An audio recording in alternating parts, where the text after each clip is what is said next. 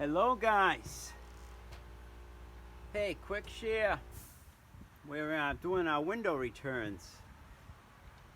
And you can see how the courses ended up returning from corten to aluminum, and that's where we established all these courses from. Was when we did this building a few years back. We had all our courses divided up into the height of the building, and that's how we created those patterns. And these patterns we just ran along, and they pick up and follow what was happening already. So basically the layout was already done for us. We just had to keep it in line. And then here's how it returns back into the windows. The courses return, the rivets return. We set a 2x2 angle up against the window frame, sealed, and then a 3x3 out here. And then we just cut our pieces in tight, make sure we're tucked behind out here, so when the weather drives the rain, it's not sneaking in behind. Then the sill sits on top. We have a return piece here, and that overlaps and comes and jumps out a little bit. Let the water run off. Now these window frames have a gasket, and if rain happened to get behind that, it goes within the hollow. Well, the frame's not hollow, we spray foamed them, so those are insulated frames. But if water did happen to get behind there, it could run down and it will weep out from these holes. So when we go do our sill, we'll make sure we're below that. Also, if we ever had to change this piece of glass, we don't want to be in front of this snap molding, because this comes off to get the glass out. So our sill is below this height. Anyways, let me take you up and show you.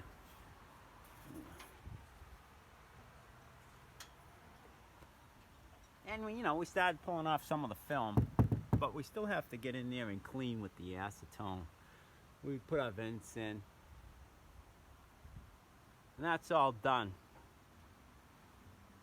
Maybe over the summer we get to our roof, and eventually we have a handrail that comes up here and goes around the whole perimeter of the roof.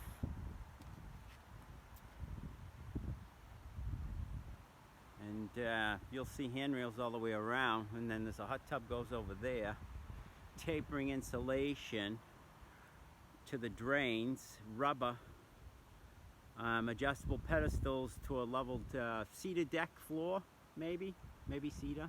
Anyways, it still needs its handrails, and after the roof is done, there's a coping piece comes over, stainless steel coping comes over and caps and cleans along the edge of the whole building around. But that's what it looks like from up here.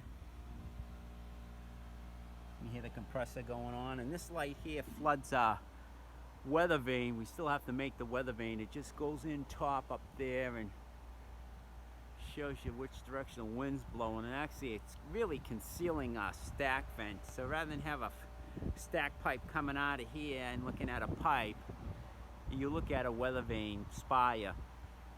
And it gets up as high as we could go as far as height limitation for code.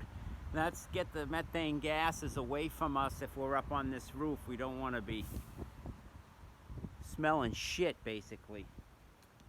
Anyways, I'm just down here, I'm doing these returns, and I figured I'd show you a quick shot.